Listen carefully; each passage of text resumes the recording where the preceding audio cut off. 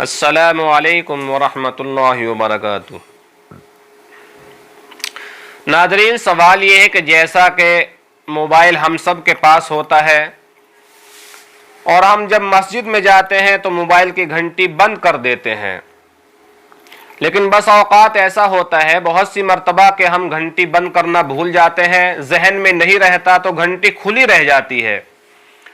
تو اس صورت میں جب ہم جماعت میں کھڑے ہوتے ہیں یا تنہا نماز پڑھ رہے ہوتے تو موبائل کی گھنٹی بج پڑتی ہے، موبائل بول پڑتا ہے،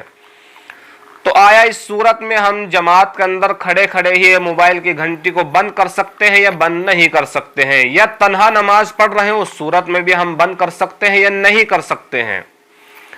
تو اس سوال کا جواب یہ ہے کہ اگر آپ جماعت کے ساتھ نماز ادا کر رہے ہیں یا تنہا نماز پڑھ رہے ہیں اور آپ کے موبائل کی گھنٹی بول جائے تو آپ ایک ہاتھ جیب میں لے جا کر، چاہے آپ کی اوپر کی جیب میں موبائل ہو یا سائیڈ والی جیب میں آپ کا موبائل ہو، آپ گھنٹی کو بند کر سکتے ہیں۔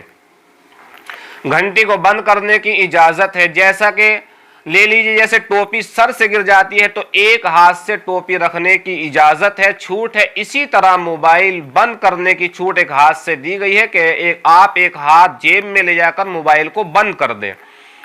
کیونکہ اگر گھنٹی بجتی رہی تو آپ کی نماز میں بھی خلل ہوگا اور آپ کے موبائل کی وجہ سے جو دوسرے نمازی ہیں ان کے بھی نماز کے خشوع خضوع میں فرق آئے گا۔ تو بہتر یہ ہے کہ آپ ایک ہاتھ موبائل پر لے جا کر موبائل کی گھنٹی کو بند کر دیں۔ لیکن سوال یہ ہے کہ دونوں ہاتھوں سے اگر موبائل ایسی جگہ جیب میں پھنس گیا، ایسی جگہ ہے کہ ایک ہاتھ سے گھنٹی بند نہیں ہو سکتی ہے، تو اب کیا کرا جائے؟ تو اس سوال کا جواب یہ ہے کہ دونوں ہاتھوں کا استعمال نہیں کرنا چاہیے، کیونکہ اگر آپ نے دونوں ہاتھوں کو استعمال کیا تو یہ عمل کثیر ہو جائے گا، اس سے آپ کی نماز فاسد ہونے کا خطرہ ہے کہ آپ کی نماز فاسد ہو جائے۔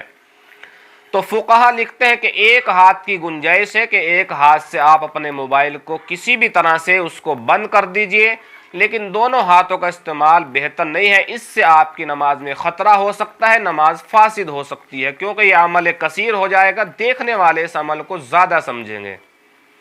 السلام علیکم ورحمۃ اللہ وبرکاتہ۔